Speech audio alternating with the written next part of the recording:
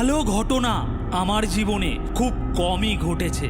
যতবার যা কিছুই চেষ্টা করেছি প্রতিবার ব্যর্থতারই সম্মুখীন হয়েছি। বারবার ব্যর্থতা আর এই অপমানের ভয়ে এখন ঘর থেকে পা বাইরে বার করতেই ভয় লাগে। বন্ধু, এগুলো যদি তোমার মনের কথা হয়ে থাকে তাহলে ভিডিওটাকে শেষ পর্যন্ত দেখো। কথা দিচ্ছি আজ তুমি একটি নতুন জীবন পাবে। জীবনে অনেক বড় একটা সফলতা অর্জন করে স্টেজে উঠে অ্যাওয়ার্ড নেওয়ার সময় সবাই তার কষ্ট আর অপমানের গল্প শোনায়, কিন্তু কিভাবে সে ওই ফেলিয়ার থেকে বেরিয়ে এসেছে, কি করলে অসফলতার সাথে মোকাবিলা করে সফলতা অর্জন করা যায়, এই রহস্যের গল্প খুব কম মানুষই শোনায়। তাই এই ভিডিওটি খুব মনোযোগ দিয়ে দেখো, তোমার দৃষ্টিভঙ্গি বদলাতে চলেছে। Number 1, believe in yourself. জীবনে কোনো কিছুই ভালো হচ্ছে না, যেটাই করছি সেটাতেই অসফল হয়ে যাচ্ছি, এরকম হতাশায় যারা ভুগছে তাদের সর্বপ্রথম করণীয় কাজ নিজেকে নিজে বিশ্বাস করা। কি বলছো ভাই, বিশ্বাস করলেই সব হয়ে যাবে? এটা কি ম্যাজিক নাকি? হ্যাঁ দাদা, এটা ম্যাজিকই। তুমি যে জিনিসটি পেতে চাও সেটা তুমি নিশ্চিত পেতে পারবে, এরকম একটি গভীর বিশ্বাস যদি তোমার অন্তরে স্থায়ী থাকে তাহলে একদিন নিশ্চিত সেই জিনিসটি তোমাকে খুঁজে নেবে। এই ম্যাজিকটা তোমার জীবনে ঘটবেই ঘটবে। তুমি পারবে, এই বিশ্বাসটা তোমার ভিতরে যতক্ষণ না পাকাপোক্তভাবে বাসা বাঁধবে ততক্ষণ পর্যন্ত সফলতা পাওয়া সম্ভবই নয়। একজন চ্যাম্পিয়ন হওয়ার কারণ সে চ্যাম্পিয়ন হয়েই জন্ম নিয়েছে এমনটা নয়, সে চ্যাম্পিয়ন হয়েই মৃত্যুবরণ করবে।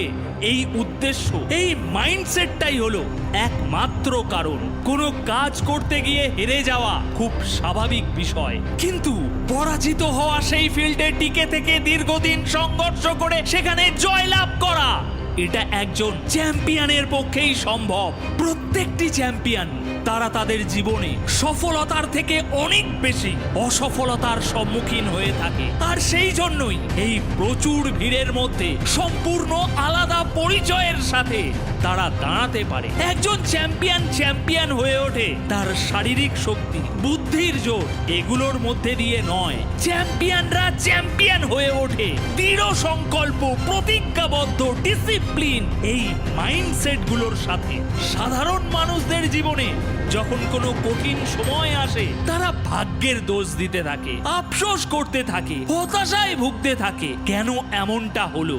কিন্তু একজন চ্যাম্পিয়নের জীবনে যখন কঠিন সময় আসে তারা সেই সময়টাকে অপরচুনিটি মনে করে নিজেকে গ্রো করার, নিজেকে আরো উন্নত করার, নিজের অভ্যন্তরীণ শক্তিকে আরো দ্বিগুণ বাড়িয়ে তোলার সুযোগ হিসাবে তারা সেটাকে ব্যবহার করে।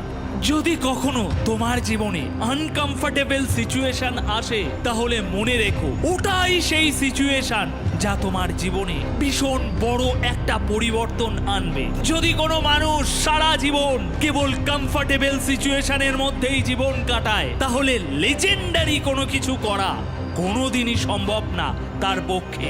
আনকমফোর্টেবল সিচুয়েশনের মধ্যে দিন কাটালে, অসফলতার সাথে বারবার লড়াই করলে তবেই একমাত্র এই দুনিয়াতে, এই ভিড়ের মধ্যে একটা লায়নের মতো, একজন চ্যাম্পিয়নের মতো সকলের থেকে আলাদা স্থানে, আলাদা পরিচয়ের সাথে দাঁড়াতে পারবে। এটা সকল সময় মনে রেখো। তাই বন্ধু, আজ তোমার জীবনে যে স্ট্রাগলটা চলছে এটা তোমাকে পরাজিত করে দেবে এমনটা মোটেই ভেবো না। সত্যি তো এটা যে এই স্ট্রাগল, এই সংঘর্ষ, এই খারাপ সময় তোমাকে তৈরি করছে, তোমাকে গড়ে তুলছে আগামী দিনে অনেক বড় একটা সফলতা সামলানোর জন্য। তাই বন্ধু, মন খারাপ করো না, খুশি থাকো, হাসি মুখে এই স্ট্রাগলকে জড়িয়ে ধরো।